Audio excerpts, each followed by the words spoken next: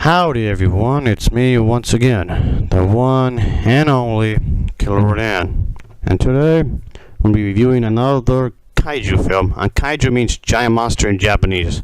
It's going to be the Japanese version for the film Rodan. And of course, the film was later dubbed over with an English dubbing American version years later, which many people will be familiar with. This is on DVD right here, folks. So I'm just strictly talking about the Japanese version, which of course a lot of people won't be familiar with really, because they're more familiar with the American version. The Japanese version was also released on Blu-ray, which I haven't gotten yet. Maybe I'll review it one of these days if I do get it, maybe. But anyway, it's just going to be just strictly the movie on the Japanese version on DVD, of course. Of course, this is the character's Rodan's first movie role, his solo film, and the first colored kaiju movie. And of course, the character Rodan will later on star in some of the other Godzilla films over the years, which I guess makes sense, I suppose. Because it is supposed to take place in the same universe. Kind of like an expanded universe kind of a thing, I guess you could say. Well, that's fine by me. But anyway, as always, folks, I do have to talk about the plot in this film. So, let's just get into it, shall we? Oh, hell yeah. So, this, of course, is going to take place in a Japanese kind of area. So, in the small mining business kind of a thing, we see that two men have been, something happened, of course, something terrible. And let's just say some crazy shit does go down, and something of a giant egg does get discovered. And that egg, of course, belongs to the character of Rodan. Of course, there are two of them. Yep, there are two of them in this film. So, as you might expect, these things will eventually hatch, and some wreckage would, of course, occur. Some destruction and whatnot. So, of course, you're going to see the human characters. Of course, the human element is actually important in this film, which I don't mind really, of course. So, anyway, yeah, the corpse of one of the humans, of course, are discovered, which is, of course, kind of a morbid, if you ask me. Two local miners and a policeman are stationed inside the mine, and just before the water line of the flooded area shaft. Suddenly they hear some sort of noise, of course. And of course, let's just say that monsters are there. They eventually have some, and they look like this for now until they, become, bigger. And of course, they wreak havoc across Japan, of course. And of course, the destruction scenes are pretty cool. I did like the destruction scenes in here, folks. They're really well done. I like how it was created and whatnot. You get a sense of like chaos in this film, of course. The two Rodans in this film, yeah, they're actually teaming up to cause a bunch of destruction and whatnot, which is pretty cool. It actually gets pretty violent in this film, which of course is fine by me. It's actually pretty violent in its own little way. Which I'm all for, of course. So it gets pretty dramatic in some ways. So you can say this film does take itself rather seriously to some degree, which I'm always for. And yeah, there's no kids as the main character, which of course is a plus in my book. Yep, no children. No kids as the main character. No, sorry, folks. So yeah, no kids in this film really at all. And I did like that, of course. And I did like the overall premise of this film. I thought it had a pretty good plot overall. So this film does have a pretty solid story as a whole, which of course is good news in my opinion. I like the monster designs. The monster designs in here are pretty cool. I like how it looks like it was actually pure story. So in this film, they were trying to make it seem like believable. So in a lot of ways, they wanted to have their own design, I guess you can say, make it seem like it could actually existed. So they were going for more a prehistoric monster look kind of a thing, and that's fine by me. The human characters are pretty cool in their own way. They're they're in pretty crazy situations, of course, obviously. So whatever is going on with them is of course connected with the monsters. And that's the thing, folks. I know I brought this up before, but the one thing I Thus odd that a lot of the American Hollywood producers don't seem to understand.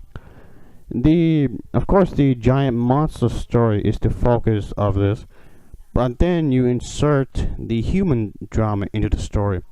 They always do it the other way around, which, if you ask me, is wrong.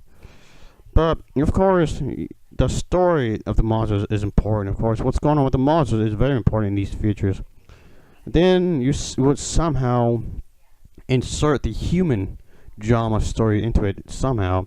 So all of it that is supposed to be, interconnected or interweaved, however you want to phrase it. All of it is supposed to be connected in one way or another. So anyway, this was a pretty good film. I suggest getting this. I mean, you don't necessarily have to get the Blu-ray version if it's because I think the Blu-ray version of these films can actually get too expensive, which is true. It can actually get really, really expensive in here, folks. So there's that. And I did like I guess the dialogue. You can actually watch this film with the English subtitles. If you can find that version like that anywhere. So I like the scenery. The scenery is really nice, of course, and I did like how it was done. It looks like it could actually make it seem like it was wild and just crazy with lots of destruction. Like I said before, the destruction scenes are actually nicely done. Of course, that's one of the reasons as to why you want to see these movies, seeing mayhem and chaos and all that, which of course doesn't have to be a bad thing because you want some excitement in the film. So that's fine. Nothing wrong having some excitement in the film overall. I did like how this film carried itself, of course, because it's pretty crazy in its own little way. And I did like the acting. The acting here is actually pretty good, I guess you can say, because the acting is actually quite solid. And of course, I have to say I did like the colors in here. The colors is actually pretty cool. It's not too bright or anything. The color scheme in the third entire film is nicely presented in the movie, of course. And I can say that this film is well staged. I did like the outfits that everyone's wearing.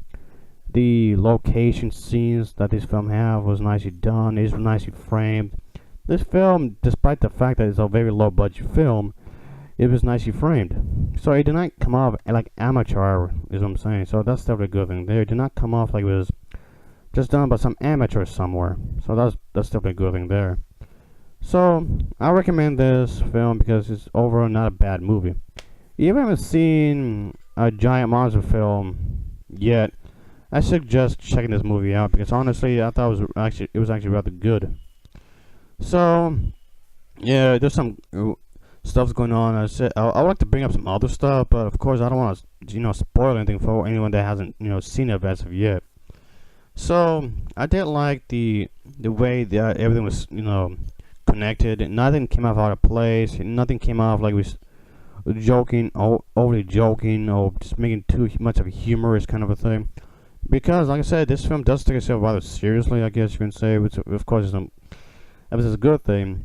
I know people will laugh at me for saying that because this is a Japanese giant monster film. I know lots of people out there likes to poke fun at this just because it's a Japanese giant feature, which if you ask me is rather biased, and to some degree I guess you can say is rather racist. But whatever, I guess. And like I said, this film was dubbed in for the American audiences, for the American edited version, but I don't want to talk about that one very much because I don't care for that one really.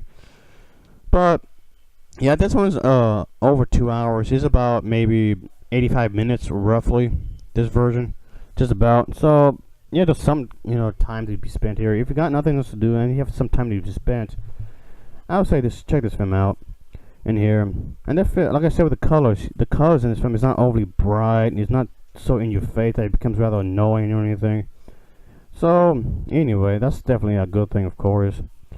And I know not a whole lot of people review the Japanese version. If you ask me, that's a bit of a shame because not a whole lot of people speak about these kinds of movies, especially the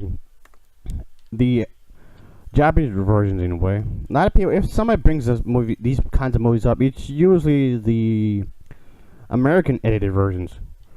which will of course be heavily censored, maybe due to violence or due to the political nature of things, which I found rather bizarre. In America, yeah, they talk about freedom of speech, freedom of expression or whatnot, but when it comes to these types of movies, they would heavily censor stuff. And of course, they want to gear these type of movies just for kids and only for kids. What is this obsession with kids? I don't fucking know. It just comes off like a big obsession for kids. Always gotta water this stuff down so they can understand it. So anything that's political will be watered down. So anything that's violent will be edited out. Or anything that's nudity or anything, of course, be edited out. Which, of course, if you ask me, is rather ridiculous. But whatever. So yeah, in America, these type of movies would be heavily censored. It just seems rather bizarre if you ask me. It just seems rather stupid. Really, really stupid. So come on now. I don't know. Why am I even surprised at this point? We live in a country that will actually suppress goth people, saying that this kind of a thing is evil, which is not. It's okay to be a goth person. So yeah, or even having sex with a goth person is frowned upon, which is bullshit. So, well, why am I not even surprised here? Of course, they're going to censor these kinds of movies because, absurd, stupid as a reason. Anyway, and that was my little rant there. I know it just comes off like freedom of speech in my ass. But anyway, I highly suggest getting the Japanese version. And what I would say is that you just be careful where you get it from, because depending on the regime of where you live at and where you get it from, it could maybe depend on how it will play on your Blu-ray player, PlayStation, or whatever device you might play this on. So just trying to keep an eye on stuff like that. When you read the description on the back or whatever. So anyway, this film gets an overall rating of a 6.8 out of 10. It gets a 6.8 out of 10 because it's actually pretty good. It's rather solid. So as always, thanks for watching and take care. Until next time. Oh yeah, this is a good movie. I say check it out, folks. Yes, sirree.